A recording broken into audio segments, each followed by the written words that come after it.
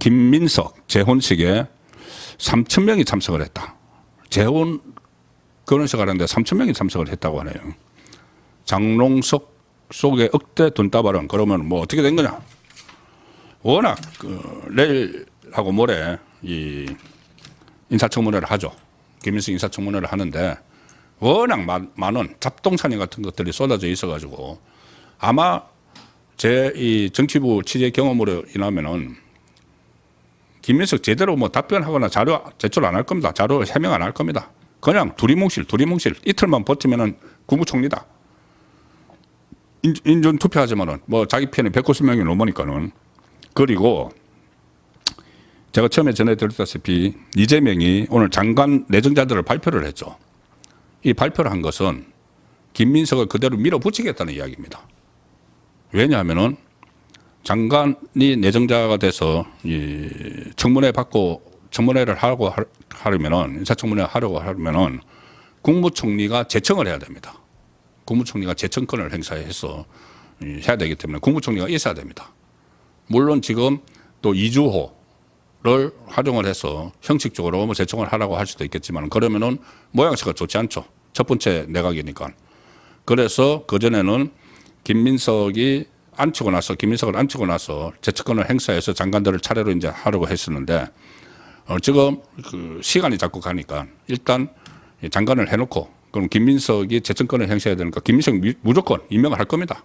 임명을 하려고 지금 장관을 미리 내정을 한 거죠.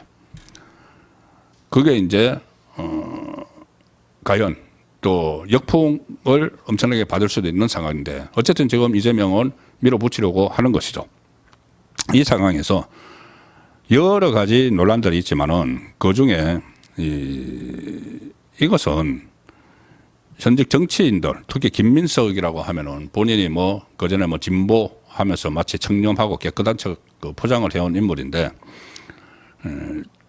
주진우 의원이 그 문제를 계속 제기하고는 6억 원 있지 않습니까? 6억 원 여러 가지 이제 해서 6억 원이 도대체 어떻게 생긴 거냐? 현금 그 재산 신고도 안 하고 6억 원인데 계속 김민석은 그것을 장인상 그리고 재혼을 할 때 받은 거 또 두 번의 출판 기념회 이렇게 이야기를 하고 있죠.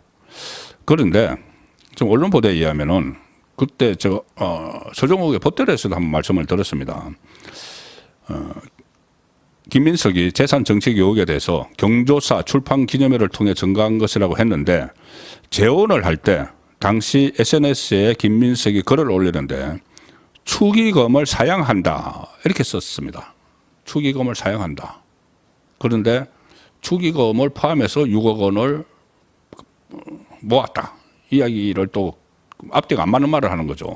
물론 축의금을 사양한다고 하면서 돈을 받을 수는 있지만 이 상황이 보면은 교회에서 한 3,000명이 모여서 했다는데 축의금을 사양을 했으면은 축의금 그 함을 만들지를 않았겠죠. 교회에서 또 하고 했으니까. 그런데 축의금을 통해서 도론까지 합쳐 6억 원이다 이렇게 이야기를 하는 겁니다. 그것도 그렇지만 3,000명이 모였다. 2019년 11월 23일 결혼 소식을 알렸는데 원래 첫 배우자가 아나운서였죠. 김모 씨하고 이혼한 뒤에 5년 만에 같은 교회에 다니는 이모 씨와 재혼을 했는데 그때 페이스북에 이렇게 썼습니다. 김민석이. 혼례는 12월 12일 저녁 7시에 제가 다니는 교회에서 올린다. 혹 오시면은 국수로 소박하게 모시겠다. 2019년이면은 이 민주연구원 원장일 때입니다. 문재인 정부가 다시 그 집권을 하고 나서 그때 초기에 김민석이 그 청와대 비서실장 이야기까지 나왔습니다. 그때 제 기억에 추미애가 강력하게 밀었었는데 안 됐죠. 임종석에게 넘어갔죠. 그리고 핵심 당직인 민주연구원 원장을 맡았을 때입니다. 2019년이면. 2020년에 다시 국회로 들어왔죠. 그런데 민주연구원 원장 자격이네요. 지금 그 횟수를 보니까는. 그때 SNS, 페이스북에 아예 글을 올리는 겁니다. 다 보라고. 축의금을 사용한다 이렇게 적었는데 그 결혼식을 하고 나서 어떤 그 특강을 했는데 교회에서 강연을 했는데 거기서 이렇게 썼습니다. 이렇게 이야기를 했습니다. 결혼식에 그 재혼이니까 사람들이 몇 명 올까 했는데 여기 교회를 꽉 채웠다. 국수를 했는데 2,000명 내지 3,000명이 와버렸다.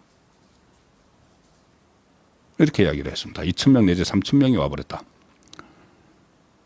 자, 그러면은 글쎄요. 여기서 2,000명 내지 3,000명의 초기금을 사양한다고 했는데 여기서 이제 초기금이 여기서도 받아가지고 전체 이제 6억 원이 됐다는 그 이야기인지 여기서는 돈을 안 받았고 나머지 병부상하고 출판 개념의 두 번으로 6억 원을 했다는 거죠. 한 번에 2억 원씩이죠.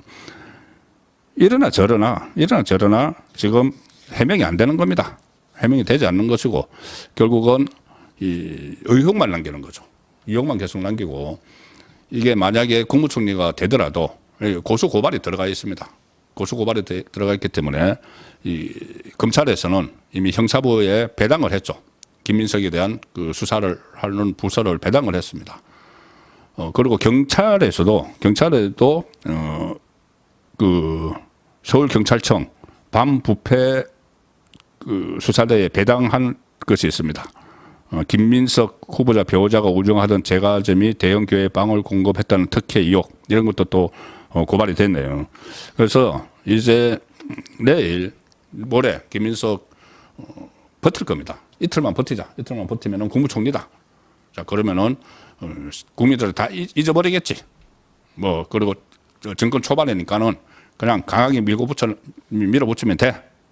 이재명도 같은 생각이었어. 지금 두 번이나 이재명이 그 이야기를 했습니다. 이 숱한 의혹들이 쏟아지는데 그때 G7 한다고 비행기 안에서 기자간담회 하면서 김민석이 아니래잖아. 다 해명할 수 있대잖아. 그 김민석이 그 말을 믿어야 돼. 이런 식으로 이야기를 했습니다. 그런 막 국민적인 의혹이 정폭되는데 김민석이 아니라는데 뭘. 그리고 어제 그 김용태 등하고 이렇게 밥 먹는 자리에서도 똑같은 이야기를 했죠. 인사청문회에서 다 설명할 거야. 들어봅시다. 그 이야기는 이미 김민석 오강수 민정수석 한 명 낙마했죠. 김민석 낙마하면은 타격이 받을 거고 그러면 장관들 임명도 늦어질 거고 하니까 내일 모레 무슨 이야기가 나오든지 밀어붙인다는 이야기입니다. 그런데 민심이 가만히 있지 않겠죠. 그리고 수사, 특히 저는 검찰이 이것을 형사부에 배당을 신속하게 했죠. 저는 검찰이 김민석을 치는 것으로 일종의 반격을 할 수도 있다는 생각을 합니다. 아직 검찰청을 해체를 하겠다고 공약을 하고 지금 법안도 발의를 해놨죠. 아예 검찰을 공중분해 시켜버리겠다는 건데 검사가 없어지는 겁니다. 그러면 검찰 입장에서는 그 전에 뭔가 자구책을 찾아야 되죠. 그럼 정권과 한번 해볼 수밖에 없는 거죠. 심우정 검찰총장도 지금 끌어내리려고 하고 있고 뭐 국정기획위원회에서 검찰 불러가지고 막 군기 잡고 막 그렇게 하는데 검찰이 자기들 조직이 없어지는데 그리고 이것은 정당한 수사죠.